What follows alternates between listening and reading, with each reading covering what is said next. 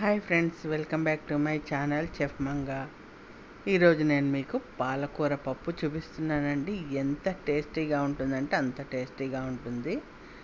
ముందుగా మనం మూకుడు పెట్టుకొని పప్పు వేయించుకోవాలి. నేను మీకు ప్రీవియస్ వీడియోస్లో కూడా చెప్పాను కదా, మేము ఏ పప్పు వండుకున్నా కూడా పప్పు వేయించుకుంటామన్నమాట. ముద్దపప్పుకే కాదు, అన్ని పప్పులకి కూడా పప్పు వేయించుకుంటాము. ఇలా దోరగా కమ్మటి వాసన వచ్చేలాగా వేయించుకోవాలి.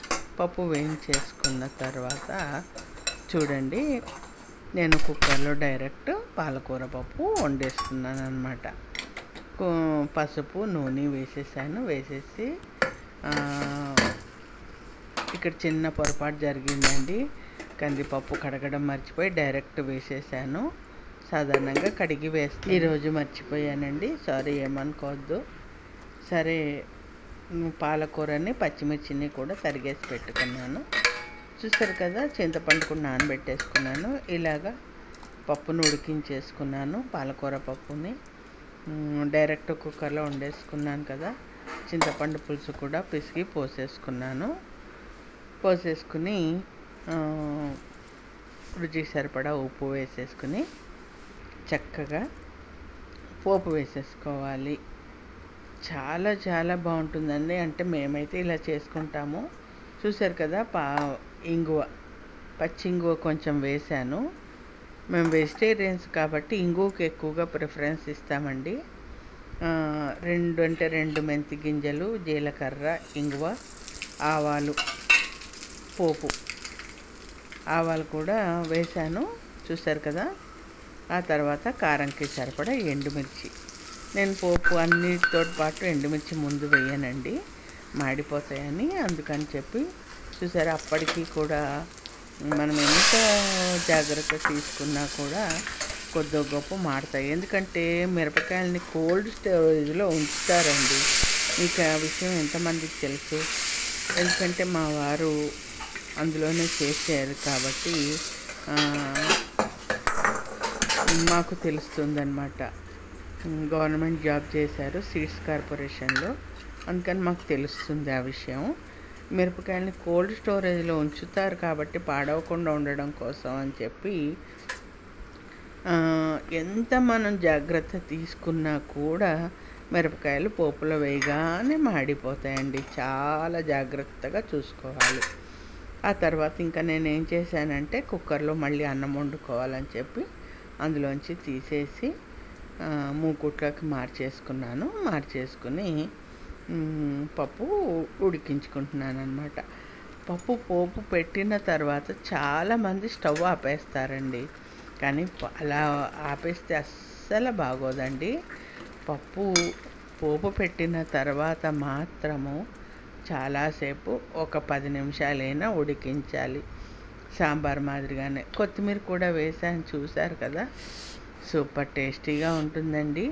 మామూలుగా కాదు, అన్నంలోకే కాదు, ఇది చపాతీలోకి కూడా బాగుంటుంది. సూపర్ టేస్టీగా ఉంటుంది. నేను టేస్ట్ చూశాను కదా, సూపర్గా ఉంది. సూపర్ ఉందండి. మేమైతే ఇలా చేసుకుంటాము. సో ఇది ఫ్రెండ్స్, పాలకూర పప్పు నచ్చిందా మీకు? నచ్చితే ట్రై చేయండి తప్పకుండా. ఓకేనా ఫ్రెండ్స్? ఇప్పుడు నెక్స్ట్ దొండకాయ పిండి బెల్లం పెట్టి కూర చూద్దాము. చాలా చాలా చాలా బాగుంటుంది. కూడా పాతకాలపు వంట. చూసేయండి, ఇలా లేత దొండకాయలను తీసుకుని కుక్కర్లో ఉడికించుకోవాలి.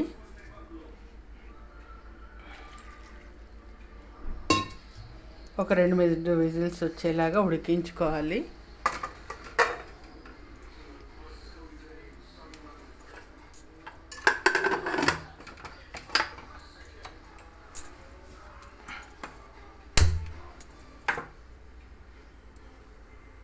స్టవ్ వెలిగించుకుని నూనె పెట్టేసుకున్నాను, వేడెక్కింది. మినపప్పు, జీలకర్ర వేసుకుందాము.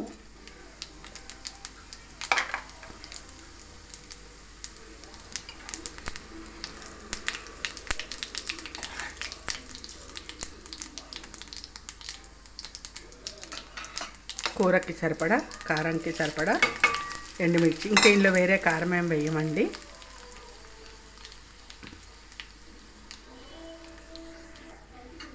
పోపు వేగిపోయింది.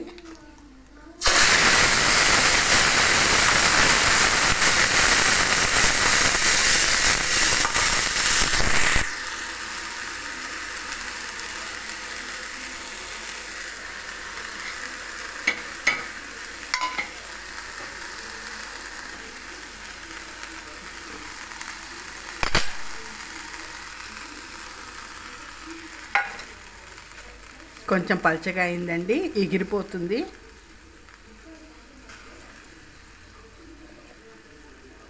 పసుపు, ఉప్పు, బెల్లం 3 వేసేసాను కదా, ఇది దగ్గర పడాలి.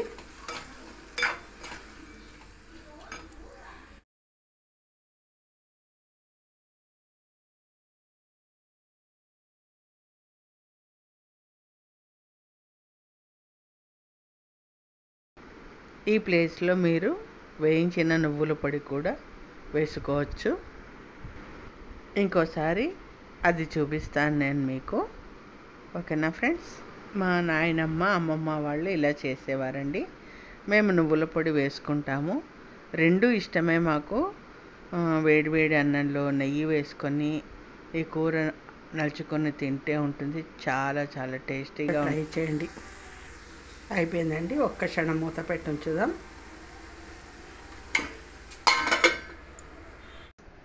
ఇలా మూత పెట్టి ఉంచడం వల్ల ఒకవేళ అడుగు పట్టింది ఏమన్నా ఉంటే డిష్ అవుట్ చేసేసుకున్నానండి. కూర అంతా ఊడి వచ్చేస్తుంది. కొన్ని చోట్ల ఇది దొండకాయ పుల్ల బెల్లం కూర అని కూడా అంటారు.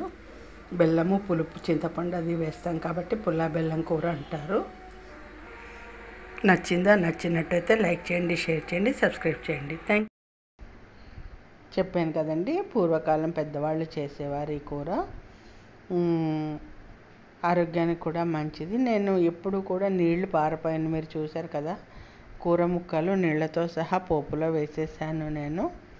ఇది ఫ్రెండ్స్ ఈరోజు వంటలు. మీకు ఈ వీడియో నచ్చినట్టయితే తప్పకుండా లైక్ చేయండి, షేర్ చేయండి, సబ్స్క్రైబ్ చేయండి. అలాగే కొత్తగా చూసేవాళ్ళు నా పక్కన బెల్ ఐకాన్ ఉంటుంది, అది నొక్కారంటే ఆల్ అనే ఆప్షన్ వస్తుంది. అది ప్రెస్ చేశారంటే నేను చేసే వీడియోస్ నోటిఫికేషన్స్ అన్నీ మీకు వస్తాయి. తప్పకుండా లైక్ చేసి ఎంకరేజ్ చేయండి ఫ్రెండ్స్. Please please please. చూసారు కదా ఇవాల్టి వంటలు. పాలకూర పప్పు, దొండకాయ, పిండి బెల్లం కూర. నచ్చిందా మీకు?